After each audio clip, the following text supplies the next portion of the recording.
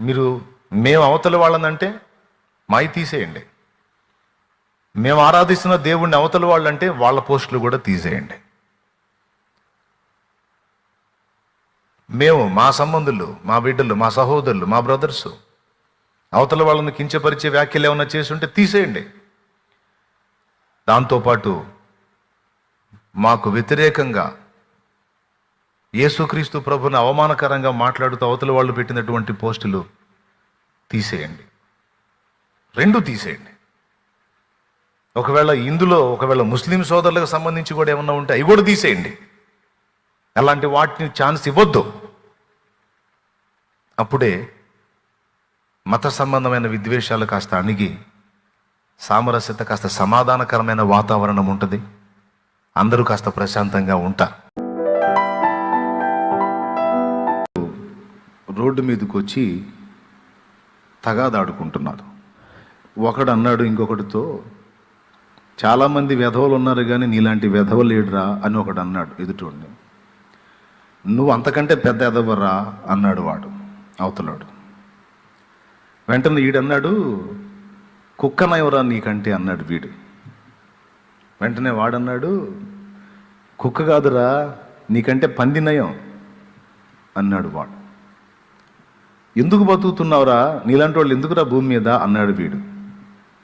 అసలు నువ్వు చస్తే పీడ వదిలిపోయిద్దిరా అన్నాడు వాడు. ఈ రకంగా ఒకడు ఒక మాట అనగానే అవతల వాడు నోరు ముయ్యడు, మళ్ళీ వాడొక మాట అంటాడు. వాడొక మాట అనగానే మళ్ళీ వీడికి బాధ కలిగి వీడొక మాట అంటాడు. వీడొక మాట అనగానే మళ్ళీ అవతల వాడికి బాధ కలిగి వాడు ఇంకొంచెం ఘాటైన మాట అంటాడు. వాడు ఘాటైన మాట అనగానే వీడికి ఇంకొంచెం బాధ కలిగి ఇంకొంచెం ఘాటైన మాట అంటాడు.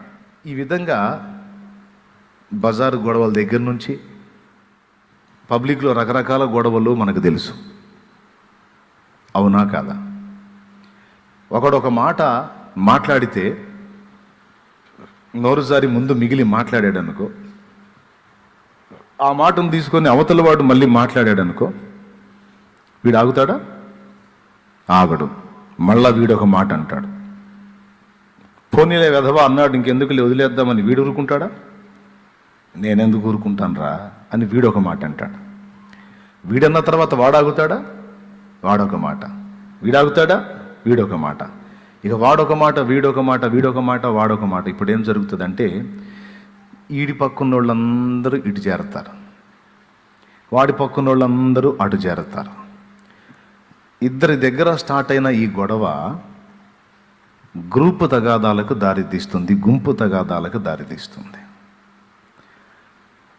ఫస్ట్ ఒక రకమైన మాటలతో పోయి చివరికి బండబూతుల్లోకి వెళ్ళిపోయి చివరికి కర్రలో కట్టెలు తీసుకొని కొట్టుకొని, రాళ్ళు తీసుకొని కొట్టుకొని, నానా బీభత్సమై చంపుకొని, కేసులు పెట్టుకొని, నానా బీభత్సమై, నానా చీదరై, గందరగోళం. బాగా వినండి. ఇటుపక్క వీడు లేచి మాట్లాడుతున్నాడు, అటుపక్క వాడు లేచి మాట్లాడుతున్నాడు. వీడు దూషిస్తున్నాడు, వాడు ప్రతిదోషం చేస్తున్నాడు. వాడు దూషించాడని వీడు మళ్ళా తిడుతున్నాడు, వీడు తిట్టాడని మళ్ళీ నేను ఆగుతానంటారు, నేను కూడా తిడతాను, మళ్ళీ వీడు తిడుతున్నాడు. ఇద్దరు కలిసి ఒకడినొకడు గందరగోళంగా తిట్టు. ఈ మధ్యలో ఎవరన్నా పెద్ద మనిషి అనేవాడు ఒకడు జోక్యం చేసుకున్నాడు అనుకో, లేదా ఇద్దరు ముగ్గురు జోక్యం చేసుకున్నారు అనుకో, ఆగండి, నువ్వొక మాటని వాడొక మాటని, వాడొక మాటని నువ్వొక మాటని, ఇది పొడుగుపోయిద్దిరా. దీనివల్ల సమాజానికి నష్టం కలిగిద్ది కానీ క్షేమం కలగదురా. ఆగండి. నువ్వు నోరు జారావా? ముందెవడు నోరు జారాడురా? ఫలానోడు అండి. తప్పురా, తప్పు. ఇంకోసారి చేయొద్దు అట్లా. నువ్వు జారద్దు. వాడు జారాడని నువ్వన్నా ఓర్చుకున్నావా? నువ్వు జారావు. ఒక చెయ్యి ఊగితే సప్పుడు రాదురా, రెండు చేతులు కలిస్తేనే సప్పుడు వచ్చింది. ఒకడు అన్నాడని ఇంకొకడు పడినట్టయితే గొడవ ఉండేది కాదు. సరే వాడు జారి అన్నాడులే, పోనీ నేను ముందు జారానులే, సరే నేనే సర్దుకుందామని వీడు ఊరుకున్నా గొడవ ఉండేది కాదు. ఇద్దరు కలిసి నువ్వు తేడా అనుకోని ఈ స్థాయికి తీసుకొచ్చారు. ఇకనన్నా నోరు మూయండిరా అని మధ్యలో ఒక పెద్ద ఎంటర్ అయ్యాడు అనుకో. ఎంటర్ అయ్యి వాళ్ళిద్దరికీ గట్టిగా హెచ్చరిక చేసి గద్దించాడు అనుకో. ఈ కుర్రాళ్ళిద్దరికీ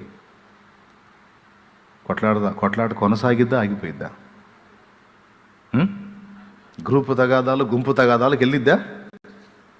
వెళ్ళదు, సద్దుమణిగిపోతుంది. ఈరోజు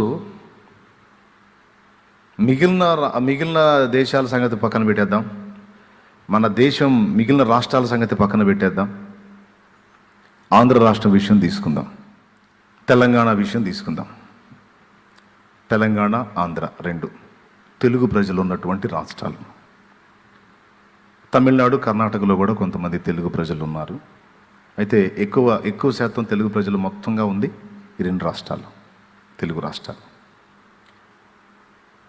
ఈ రెండు రాష్ట్రాల్లో మునుపెన్నడూ లేనంతగా ఇప్పుడు మత సంబంధమైన అగ్ని భయంకరంగా దావాలనమై వ్యాపిస్తుంది. ఇప్పుడు కనబడుతున్నటువంటి పరిస్థితుల్ని గమనిస్తే ఒకరినొకరు భయంకరంగా ద్వేషించుకొని, దూషించుకొని, విమర్శించుకొని,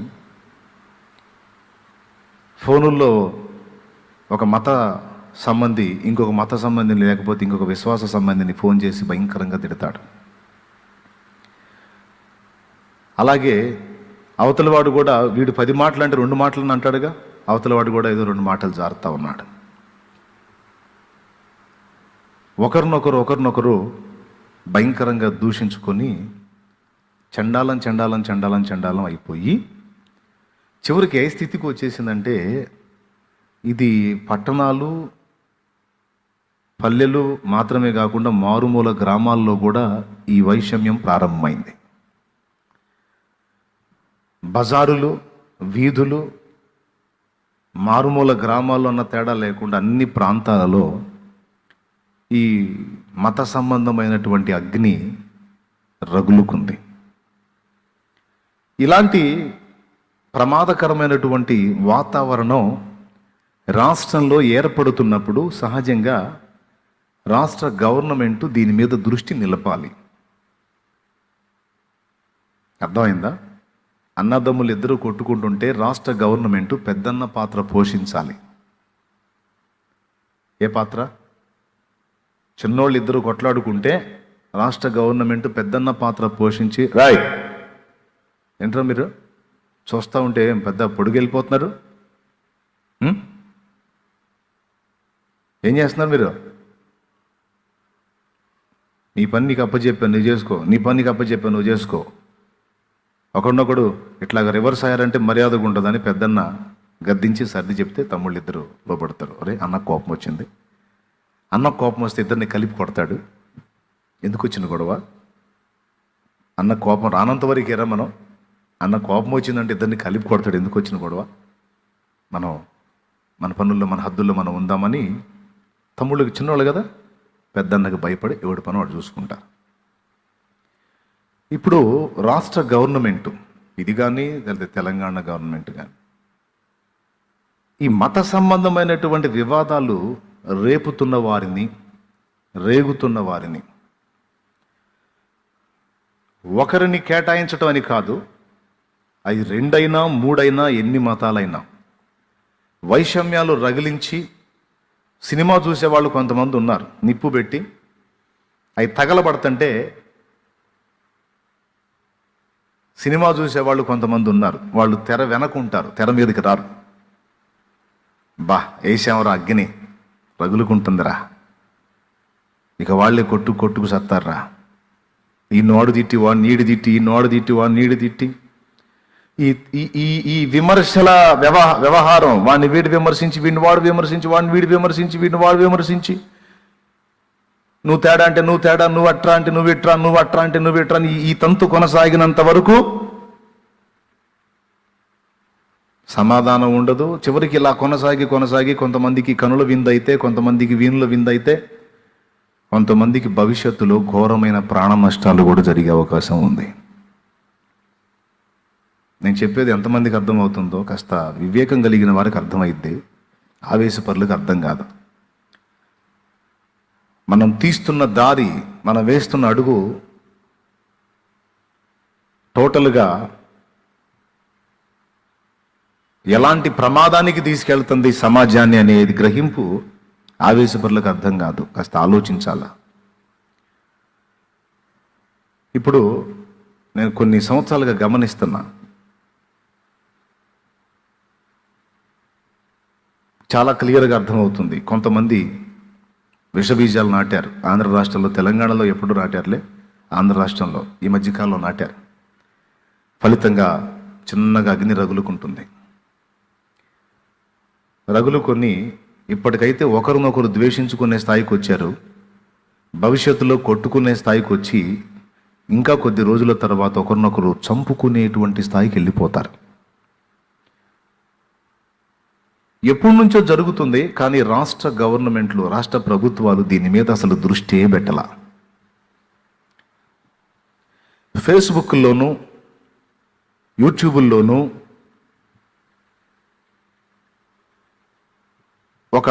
ఒక మతాన్ని సంబంధించి, ఒక దేవుణ్ణి కించపరిచేటట్టుగా మాట్లాడుతూ అవమానకరంగా, అసభ్యకరంగా పోస్టులు పెడుతుంటే, అరే ఇది పద్ధతి కాదురా, వాడి భక్తి వాడు చేసుకుంటున్నాడు, నీ భక్తి నువ్వు చేసుకుంటున్నావు, నువ్వెందుకురా వాళ్ళు నమ్ముతున్న దైవాన్ని దూషించి మాట్లాడుతున్నావు, ఇది నేరం. నీ భక్తి ఏందో నువ్వు చేసుకో, నువ్వు ప్రచారం చేసుకునేదేదో నువ్వు ప్రచారం చేసుకో, నువ్వు ప్రకటించుకునేదేదో ప్రకటించుకో, లేకపోతే భజన చేసుకునేదేదో చేసుకో. ఇంకొకడు ఆరాధిస్తున్న దేవుణ్ణి నువ్వు ఎందుకురా దూషిస్తున్నావు అని వాడిని అనాల. వాడన్న మాటలకు రిప్లై ఇస్తూ, మేమైతే ఒకడు జోలికి పోమండి, వాడే మమ్మల్ని గెలికాడు, కదిలిచ్చాడు, కాబట్టి వాడు అడిగిన దానికి మేము క్లారిటీ ఇస్తున్నాం అన్న పంధాలో అడుగులేసి విమర్శకు, ప్రతి విమర్శకు పూనుకున్నటువంటి వారిని కూడా మందలించవచ్చు. ఏంటి బాబు మీరేంటి, వాడలాగా మీరేలాగా, అసలు ఎటు తీసుకెళ్తున్నారు, చివరికి ఏమైద్ది? కొట్లాట్లు కాదు, ఒకరినొకడు దారుణంగా చంపుకునేటువంటి పరిస్థితికి మీరు ఆజ్యం పోస్తున్నారు. మేము ఉన్నాం, మర్చిపోయారా అని రాష్ట్ర గవర్నమెంట్లు లేక ప్రభుత్వాలు పెద్దన్న పాత్ర పోషించి, ఇలాగా ఎవరి భక్తి మార్గంలో వాళ్ళు ఉండకుండా ఒకరినొకరు ద్వేషించుకొని, ఒకరినొకరు విమర్శించుకొని, ఒకరి చరిత్రలో ఒకళ్ళు ఎండగట్టుకొని, కొంతమంది ఉన్నారండి, ఒకళ్ళనొకళ్ళు భయంకరంగా దూషించుకొని అవమానకరంగా మాట్లాడుతుంటే వీళ్ళ మాటలు విన్న మధ్యలోని వ్యక్తులు ఆవేశానికి గురయ్యి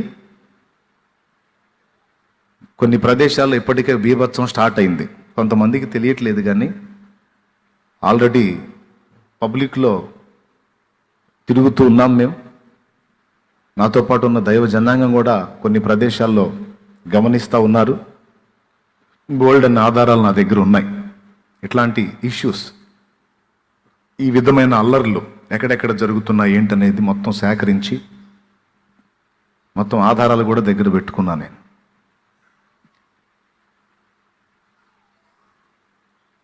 తడవకి ఒకళ్ళు ఫోను, నాతో పాటు ఒక తమ్ముడు ఉంటాడు, ఆ తమ్ముడికి, అన్నా నేనున్న ప్రదేశంలో ఇలాగ నన్ను ద్వేషిస్తున్నారన్నా, ఇట్లా నేను చర్చి నిర్మాణం చేసుకుంటుంటే చర్చి కట్టొద్దు ఇక్కడ అని మొత్తం కలిసి ఇక్కడ భీతావాహ వాతావరణం సృష్టిస్తున్నారన్నా, ఇక్కడ అడ్డగిస్తున్నారన్నా అని.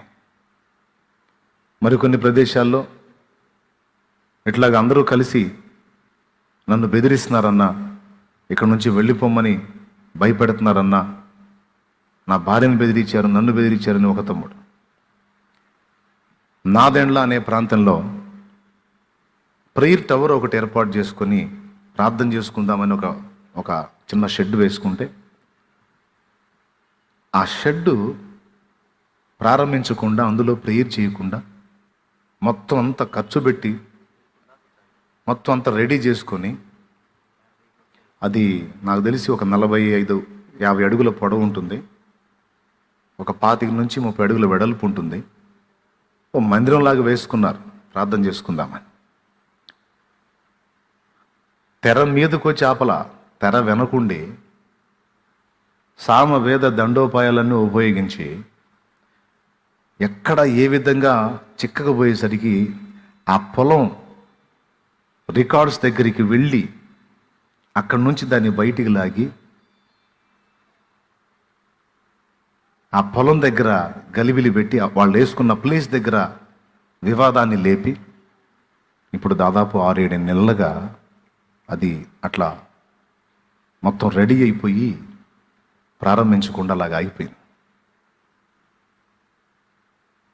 ఏమని వాళ్ళు ప్రచారం చేస్తున్నారు ఆ సమాజాల్లో అంటే, ఏంటి వాళ్ళు చేసేది ఇక్కడ ప్రార్థన, ఏంటి వాళ్ళు చేసేది ఇక్కడ మన వాళ్ళని తిట్టటమేగా, మన వాళ్ళ గురించి విమర్శించి మాట్లాడటమేగా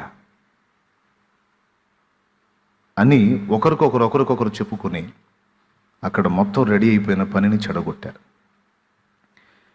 మూడే నేను చెప్పింది. ఒక ప్రదేశంలో పిట్టలవాణి పాలెం అనేటువంటి ఒక ప్రాంతంలో ఓ సేవకుడు ఎక్కడో దూర ప్రాంతం నుంచి దర్శనంతో సేవకు వస్తే అతన్ని గందరగోళం చేశారు, అల్లాడిచ్చారు. అతని భార్య మీద కూడా దారుణమైన కామెంట్స్ చేసి చాలా ఇబ్బంది పెట్టారు.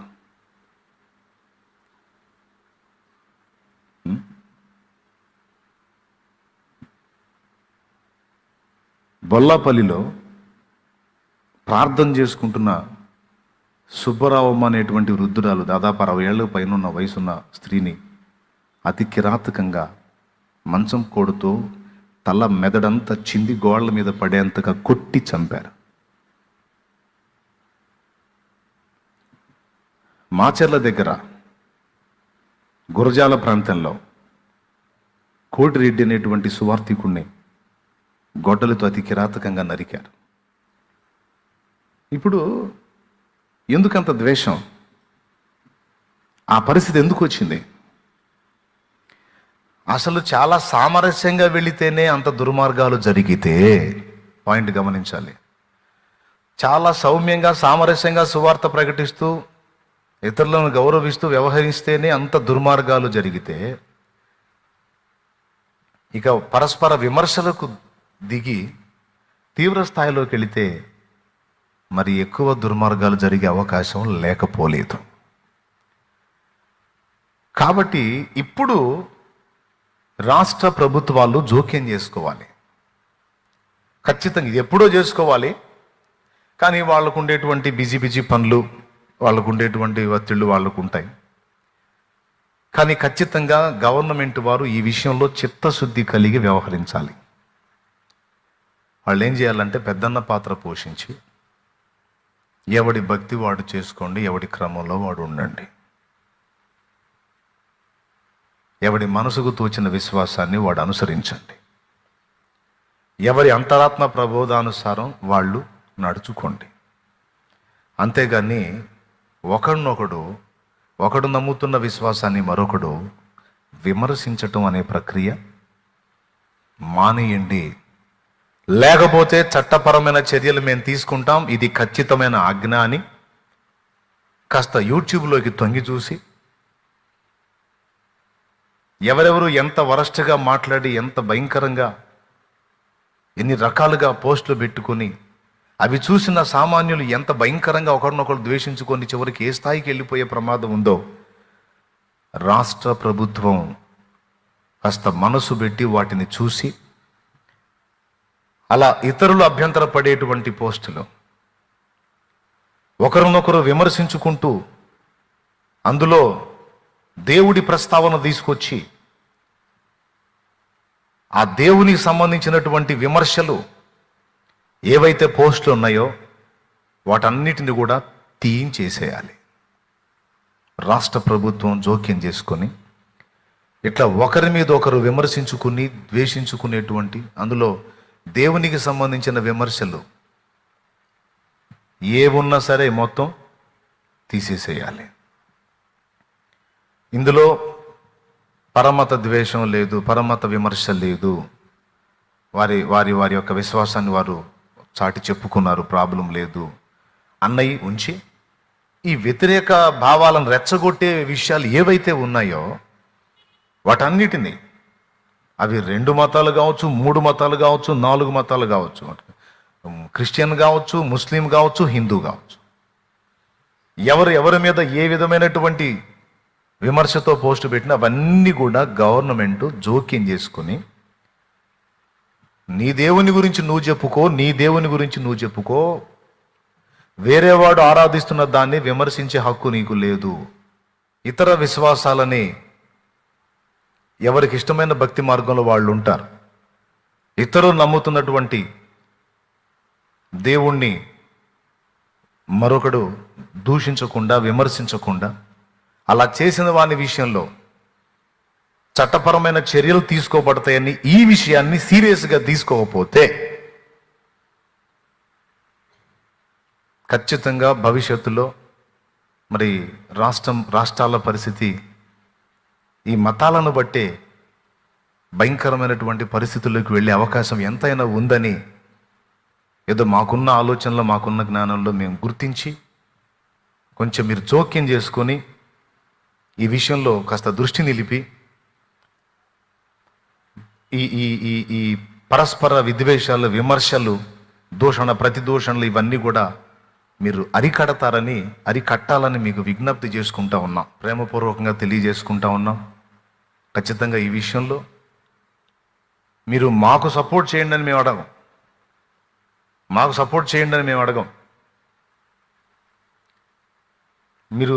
మేము అవతల వాళ్ళనంటే మాయి తీసేయండి. మేము ఆరాధిస్తున్న దేవుణ్ణి అవతల వాళ్ళంటే వాళ్ళ పోస్టులు కూడా తీసేయండి. మేము, మా సంబంధులు, మా బిడ్డలు, మా సహోదరులు, మా బ్రదర్సు అవతల వాళ్ళని కించపరిచే వ్యాఖ్యలు ఏమైనా చేసి ఉంటే తీసేయండి. దాంతోపాటు మాకు వ్యతిరేకంగా యేసుక్రీస్తు ప్రభుని అవమానకరంగా మాట్లాడుతూ అవతల వాళ్ళు పెట్టినటువంటి పోస్టులు తీసేయండి. రెండు తీసేయండి. ఒకవేళ ముస్లిం సోదరులకు సంబంధించి కూడా ఏమన్నా ఉంటే అవి కూడా తీసేయండి. అలాంటి వాటిని ఛాన్స్ ఇవ్వద్దు. అప్పుడే మత సంబంధమైన విద్వేషాలు కాస్త అణిగి సామరస్యత, కాస్త సమాధానకరమైన వాతావరణం ఉంటుంది. అందరూ కాస్త ప్రశాంతంగా ఉంటారు. లేకపోతే ఇది చిలికి గాలివానై ఈ మత సంబంధమైన అగ్ని ఎంతమందిని బలిగొంటుందో తెలియదు. ఎందుకంటే ఇక తీవ్ర స్థాయికి వెళ్ళిపోతుంది. ఒకరినొకరు బరి తెగించి భయంకరంగా మాట్లాడుకునే పరిస్థితి వస్తుంది. మరి ఎవరికి ఆగదు కదండి. ఇప్పుడు యేసు ప్రభువునంటే మనకు ఆగదు, ఎంత ఆపుకుందామన్నా ఆగదు. మరి అలాగే వాళ్ళు ఆరాధిస్తున్న వాళ్ళని విమర్శిస్తే వాళ్ళకాగదు. ఇక మనకాగక వాళ్ళకాగక మనకాగక మనం ఒకటని వాళ్ళు ఒకటని, మనం ఒకటని వాళ్ళు ఒకటని, అనకపోతే వాళ్ళు మాట వినరు అన్నట్టుగా అనటమే మన పని పెట్టుకుంటే, వాళ్ళు కూడా మనల్ని అనటమే పనిగా పెట్టుకుంటే మధ్యలో ఉన్నోళ్ళు బాగా రేజ్ అయిపోయి భయంకరమైన దుశ్చర్యలకు పాల్పడే అవకాశాలు ఉన్నాయి. ఇవన్నీ జరగకుండా ఉండాలంటే ఖచ్చితంగా ఇప్పుడు గవర్నమెంట్ ఎంటర్ కావాలి. ఖచ్చితంగా దీని మీద దృష్టి నిలపాలి. ఇలాంటి పరిస్థితుల్ని అరికట్టే విధంగా చర్యలు తీసుకోవాలి.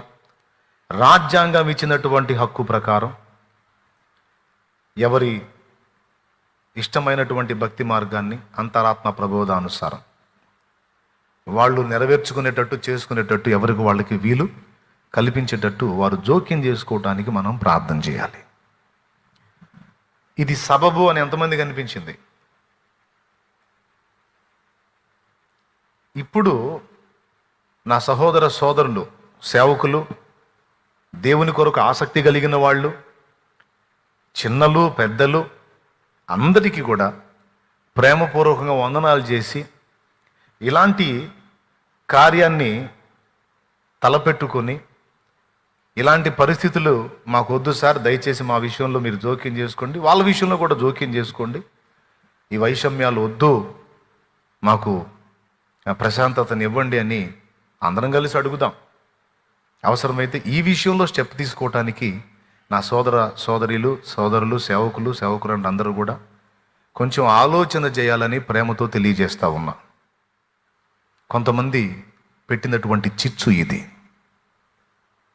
వాళ్ళ స్వార్థం కోసం కొంతమంది మనుషులతో ఆడుతున్న ఆటలు ఇవి. వాళ్ళు పెట్టిన చిచ్చు రగులుకుందే. అది ఎంతటి పరిణామాలకు దారితీస్తుందో తెలియని స్థితిలో ఉంది ఇప్పుడు. కాబట్టి విమర్శకు ప్రతి విమర్శ మాత్రమే పరిష్కారం కాదు. తమ్ముళ్ళు, సోదరులు, అన్నయ్యలు, తమ్ముళ్ళు, దీనికి ఒక ఫుల్ స్టాప్ పెట్టే మార్గం ఆలోచన చేయాలి. సామరస్యత కొరకు మన వంతు పోరాటం మనం చేద్దాం. ఎట్ ఏ టైం ప్రార్థన చేద్దాం. ఈ విషయంలో దేవుడు జోక్యం చేసుకొని దేవుని సువార్త పరిచర్యకు విఘాతాలని తొలగిపోయి అనుకూల వాతావరణం దేవుడు ఏర్పరచున్నట్లు సంపూర్ణ భక్తి మనం ప్రశాంతంగా చేసుకోవటానికి, మనతో పాటు ఇతరులు కూడా వాళ్ళ భక్తి వాళ్ళు చేసుకోవటానికి అనుకూలమైన మార్గాన్ని దేవుడు ఏర్పరచున్నట్లు మనం ప్రార్థన చేద్దాం. దీన్ని ప్రభుత్వం దృష్టికి కూడా తీసుకెళ్దాం. లేకపోతే చాలా నష్టం కలిగిద్ది, భవిష్యత్తులో చాలా నష్టం కలిగిద్ది. ఎందుకంటే ఇంకొక మాట కూడా చెప్తాను ఇందు మూలంగా. అవకాశం ఉన్నంత వరకు సామరస్యత మనకే అవసరమై ఉంది. మిగిలిన విశ్వాసాల్లో ఉన్నవారి కంటే కూడా సామరస్యత మనకు చాలా చాలా అవసరమై ఉంది.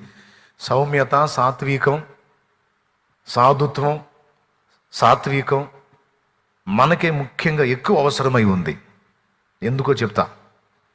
మిగిలిన విశ్వాసాల్లో ఉన్న వాళ్ళకి తమ తమ విశ్వాసాలు ప్రచురము చేయమని చెప్పబడలేదు.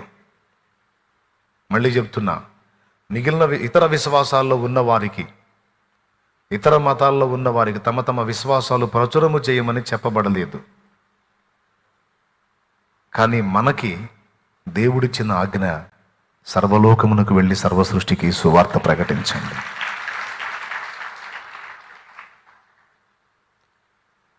నాది విశ్వసించండి అని ఇతర మతాల వారు మన ఇంటి ముందుకు రారు. కానీ యేసు ప్రభుని గురించి తెలుసుకోండి అని మనమే వారి ఇళ్ల ముందుకి, వారి వీధుల్లోకి వెళ్ళాలి. ప్రభు మనకు అప్పచెప్పిన బాధ్యత అది. వాళ్ళు వచ్చే అవకాశం ఉందా? వాళ్ళు వచ్చే అవసరం ఉందా మన ముందుకి? ఎందుకు? వాళ్ళ విశ్వాసాలు అది చెప్పబడలేదు. వాళ్ళు మన గడప యొద్దకు వచ్చే ఆజ్ఞ వారు పొందలేదు. కానీ మనం అన్ని ప్రాంతాలు తిరిగి, ఇదిగో యేసుక్రీస్తు ప్రేమతత్వం ఇది, నమ్మితే మేలు పొందుతారు, నమ్ముకోండి, రాబోతున్న పరిస్థితులు ఇలా ఉన్నాయి, ఇలాంటి డేంజర్ పరిస్థితులు రాబోతున్నాయి, జాగ్రత్త పడండి అని మనం ప్రచురించడానికి ఆజ్ఞ పొందాం. వాళ్ళ వీధిలోకి, వాళ్ళ బజార్లోకి, వాళ్ళ ఊరిలోకి, వారి ఇంటి ముందుకి వెళ్ళే అవసరత మనకుంది. అది దేవుడు మనకిచ్చిన ఆజ్ఞ. కానీ వారికి లేదు అవసరత. కాబట్టి అవతలి వాడు కొంచెం గడుసుగా మాట్లాడినా ఓర్చుకొని సామరస్యతతో, తగ్గింపుతో వ్యవహరించాల్సిన అవసరత మనకుంది, వారికి లేదు. దీన్ని కాస్త జ్ఞానవంతులైన తమ్ముళ్ళు, అన్నయ్యలు గ్రహిస్తారని నేను అనుకుంటున్నా. దేవునికి స్తోత్రం కలుగునుగాక. హల్లెలూయా. కాబట్టి మనకు దేవుడిచ్చినటువంటి కార్యాన్ని నెరవేర్చాలంటే, సామరస్యతతో సువార్త ప్రకటించాలంటే, మనం ఎన్ని వ్యక్తిగత పోరాటాలు చేసినా కాదు. కానీ గవర్నమెంటే ఇందులో ఒక చర్య గట్టిగా తీసుకుంటే అప్పుడు బ్రేక్ పడే అవకాశం ఉంది. దానికోసం ఖచ్చితంగా మనం ఆలోచన చేద్దాం. అందరూ కూడా కలిసి ప్రార్థించుదాం. ఈ విషయంలో అందరూ జోక్యం చేసుకొని కొద్దిగా ఆలోచిస్తారని ప్రేమతో తెలియజేస్తాం.